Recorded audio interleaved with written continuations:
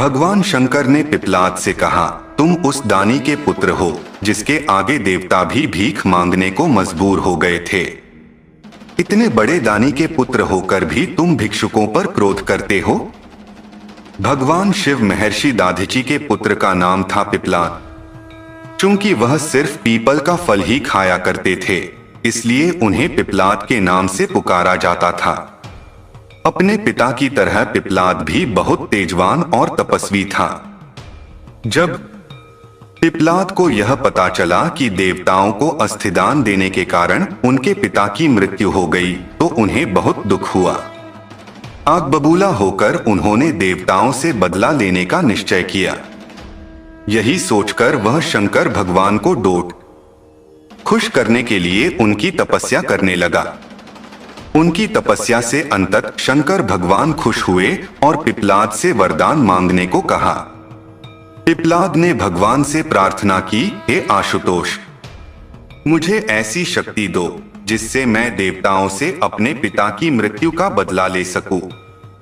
भगवान शंकर तथास्तु कहकर अंतर्ध्यान हो गए।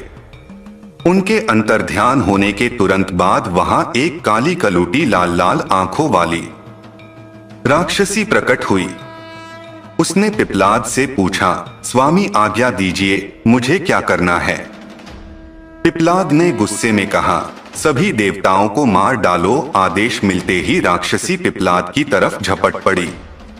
पिपलाद अचंभित हो चीख पड़ा, यह क्या कर रही हो?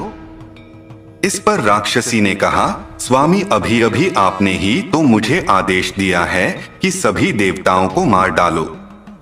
मुझे तो सृष्टि के हर कण में किसी न किसी का वास नजर आता है।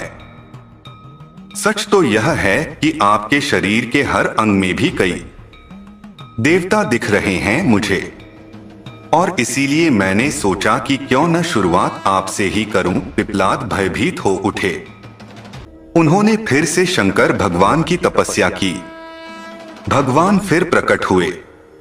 पिपलाद के भय को समझकर उन्होंने पिपलाद को समझाया, वत्स, गुस्से में आकर लिया गया हर निर्णय भविष्य में गलत ही साबित होता है। पिता की मृत्यु का बदला लेने की धुन में तुम यह भी भूल गए कि दुनिया के कण कण में भगवान का वास है। यह सुनते ही पिपलाद का क्रोध शांत हो गया और उन्होंने भगवान से क्षमा मांगी। इस तरह एक बार फिर देवत्व की रक्षा हुई।